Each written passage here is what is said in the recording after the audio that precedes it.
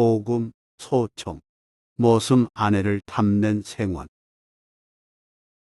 한 생원이 모습의 예쁜 아내를 눈여겨보았지만 항상 그 지아비가 집이나 근처에 있기에 어쩌지 못했습니다. 생원은 모습 아내에게 접근할 기회를 엿보고자 모습날을 기다렸습니다.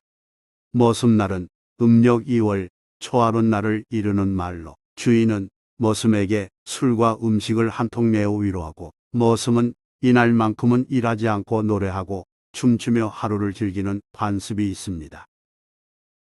수고가 많네. 올해도 애써주게나? 생원은 모슴날이 되자 모슴에게 연거푸 술을 따라주며 술맛을 돋워줬습니다. 기분 좋게 술 마신 모슴은 취기가 오르자 바람 좀 쐬겠다며 밖으로 나갔습니다. 그 틈을 타서 생원은 모슴 아내가 있는 방으로 들어가 통정하려 했습니다. 모슴 아내가 거절하는 몸짓으로 물리칠 때 모슴이 비틀거리며 들어오는 소리가 들렸습니다. 취하니 좋구나. 깜짝 놀란 생원은 급히 모슴방을 나왔고 그 모습을 모슴에게 들켰습니다. 모슴이 이상하게 생각해 물었습니다. 생원님이 어찌하여 그 방에서 나오십니까? 자네 마누라에게 뭘 좀 확인할 게 있어서 그랬다네. 생원은 대충 둘러대며 자리를 피했고 술 취한 모습은 더 묻지 않고 그대로 방으로 들어가 잠에 골아 떨어졌습니다. 이튿날 아침 모슴 아내는 전날 있었던 일을 말해줬고 모슴은 생원의 흉계를 알아차렸습니다. 어쩐지 자꾸 술을 권하더라니. 그날부터 모슴은 일이 끝나기 무섭게 집으로 돌아와 감시를 강화했습니다. 생원은 입맛을 다시며 이리저리 궁리하다가 며칠 후 해가 질 무렵 모슴을 불러 조금 거리가 있는 곳에 가서 편지를 전해주고 오라는 심부름을 시켰습니다. 김진사님에게 이 편지를 전해주고 오게.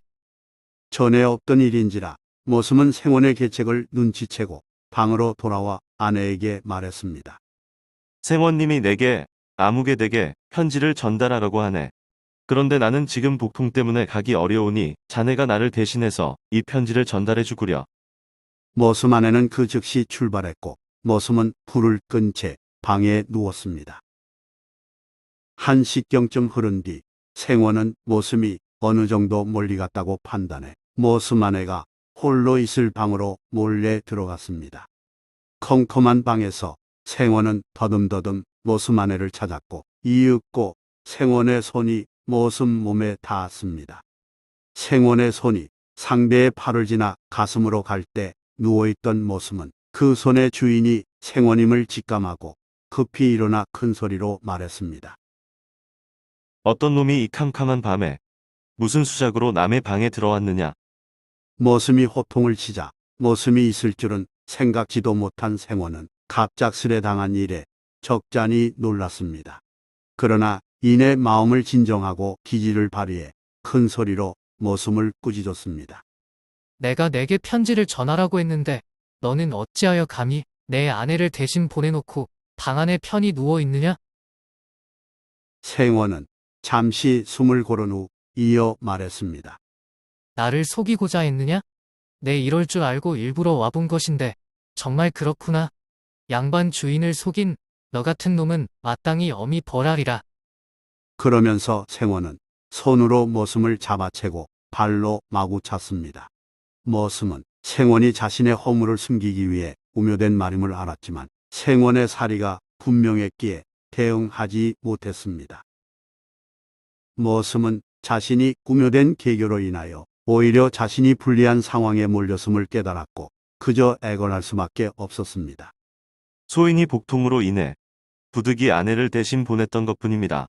생원님은 소인을 불쌍히 여겨 그 죄를 용서해 주십시오.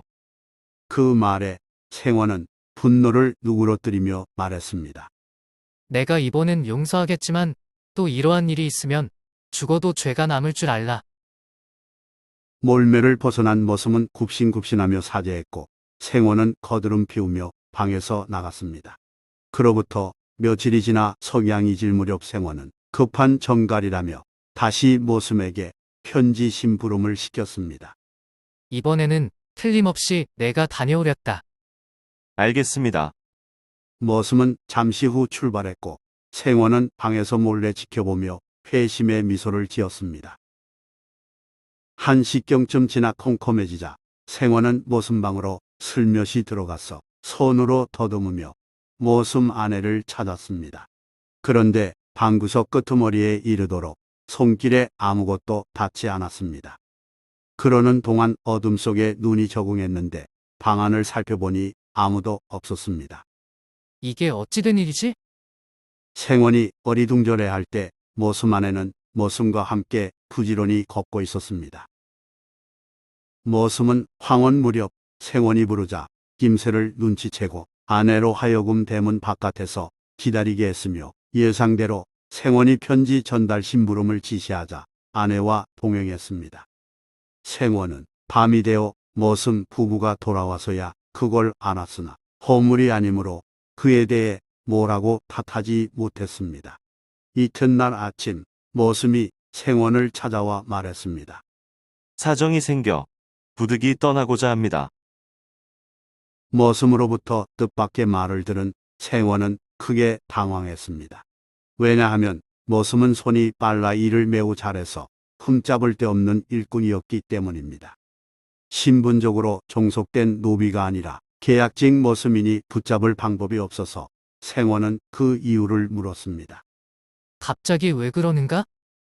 농사 일만 지으면 될 줄 알았는데 편지 전달 심부름까지 말씀하시니 너무 힘들어서 그렇습니다. 이에 생원은 급히 말했습니다. 앞으로는 편지 심부름을 안 시킬 테니 그냥 있으면 안 되겠는가? 머슴은 고개를 저으며 아내도 떠나고 싶어 한다고 말했습니다.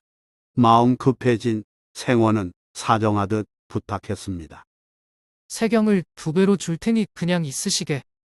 그러자 머슴은 마지못한 듯 받아들였습니다. 이후 생원은 머슴 눈치를 보며 더 이상 그의 아내를 탐내지 않았다고 합니다. 좋아요 및 구독은 영상 제작에 큰 힘이 됩니다. 고맙습니다.